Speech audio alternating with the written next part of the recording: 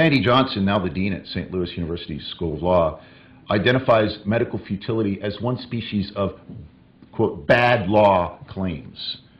And the term bad law is apt because it describes law that physicians claim forces them to do bad things. Their professional training says do A, but there's legal risk in doing A, or at least there's a perception that there's a legal risk in doing A. So physicians are chilled from doing what they think is right for the patient.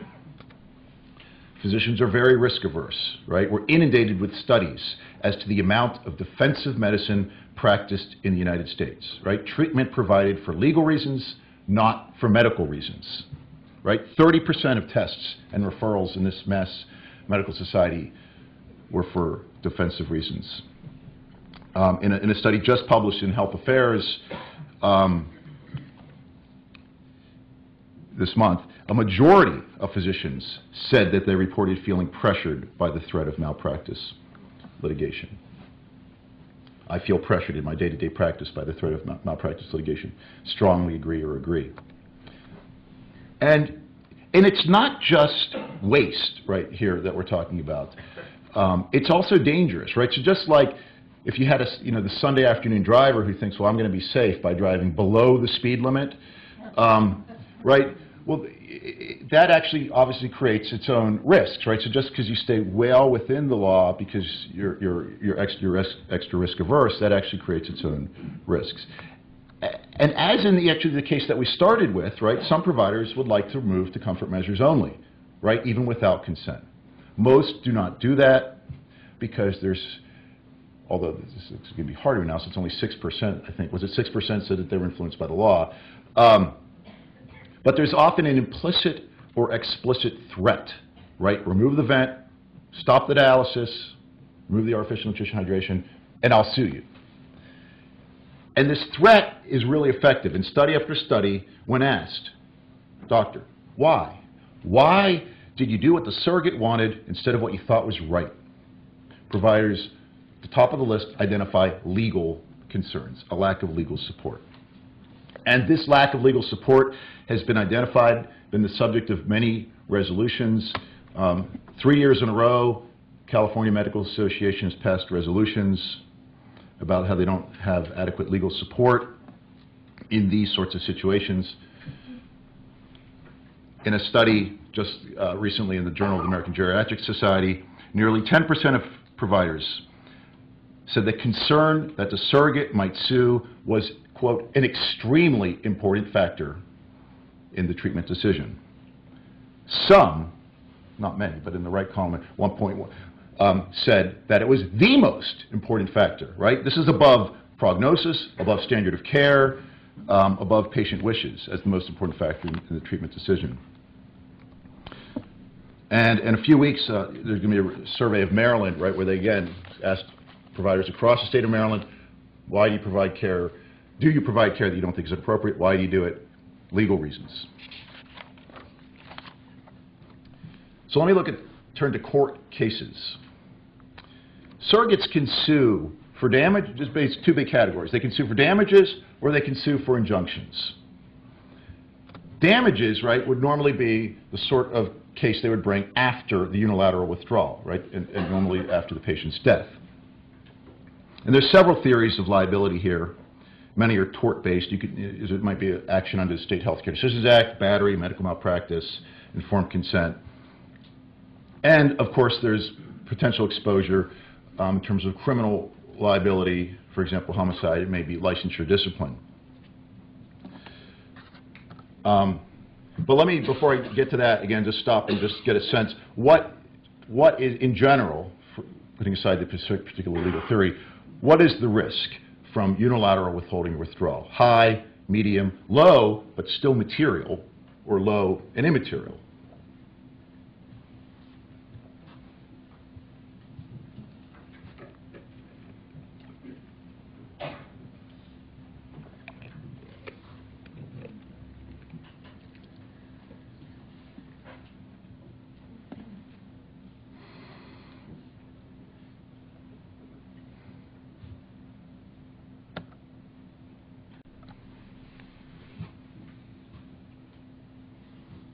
Okay, so almost half said low, but still matters.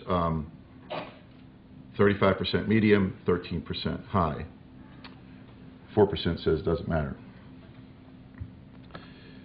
Well, when looking at cases across the country, and as exhaustively as I could, found that providers won almost every single damages case for unilateral withholding and withdrawing.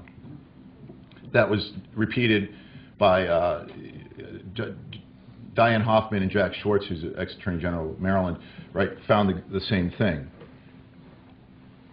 In fact, even locally, right, in Wisconsin, there was a case in Berks where they arrived at in a Milwaukee emergency room. A woman gave birth to a severely premature baby, weighed 7 ounces, and the hospital did not attempt to resuscitate the baby and died 3 hours later. Ended up mostly being an EMTALA case, but it was initially a malpractice case, but that was dismissed. Why? They realized they could never establish that this fell outside the standard of care. So the only type of case that surrogates typically win is for outrage, or something that's called intentional infliction of emotional distress. And this is where you're not really suing for the fact that the care was unilaterally withdrawn, but the gist of the lawsuit is that it was unilaterally withdrawn in a secretive or insensitive or outrageous manner. And this general description of the case law hasn't really changed much over the last couple of years, and in fact there's additional confirmation. Generally when lawyers do case research, right, we look at appellate cases, published cases. Most cases are never published, but John Lewis at UCSF is looking at trial level cases, and he is finding the same thing, which is the cases get voluntarily dismissed by the plaintiffs because they realize they can't prove what they need to prove. But still, I want to be careful here, because to say that there's no risk is tenuous, right? Because there's actually, again, few docs willing to risk testing the law. So the absence of adverse cases may not be so much an effect of favorable rulings, but it may just be due to an overall absence of cases being brought in the first place.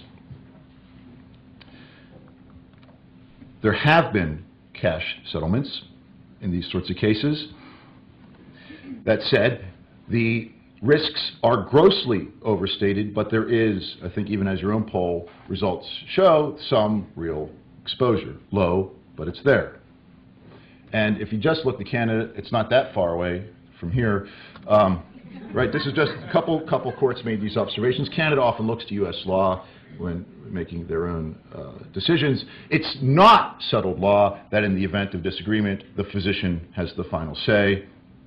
And in another case, the only fear a doctor need have in denying heroic measures to a patient is the fear of liability for negligence, where qualified practitioners would have thought intervention warranted. And liability, even putting all that aside, liability is not the only problem, right? Litigation itself is the problem, right? The process can be punishment as much as a verdict or a settlement. Even prevailing parties have to pay transaction costs. Time, emotional energy, money. So there's a perception, or you might say, right, that providers are not just liability averse, they're litigation averse too. So there's a perception that there's a risk in doing the right thing, right? That to do the right thing is you have to cross this little rickety old bridge. Whereas acceding to surrogate demands appears safe, and you can cross this nice steel bridge, right? It's easier to accede to surrogate demands, right? The patient may die soon anyway, you may round off, and it's just easier to accede. The nurses will have to bear the brunt of it, but the decision maker is the physician. Injunctions, okay, so we have court cases. The other sort of legal court vehicle that you have is getting an injunction. Courts frequently grant temporary injunctions to preserve the status quo, right? Not saying who's right or wrong, but we just need to preserve the status quo until we can figure out the facts here, get them straight. But usually the patients die before there is any such hearing. There never is a ruling on the merits. In contrast to this usual path, in the Bettencourt case in New Jersey, a court did rule on the merits. So this was a case of a 73-year-old man, PVS, COPD, diabetes, really serious acute also, and dependent on dialysis.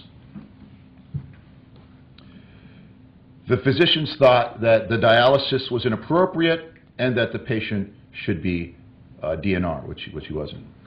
And in explaining this, among other explanations, they've said the only organ in his body that's still functioning really is only his heart. It all seems to be ineffective. It's not getting us anywhere.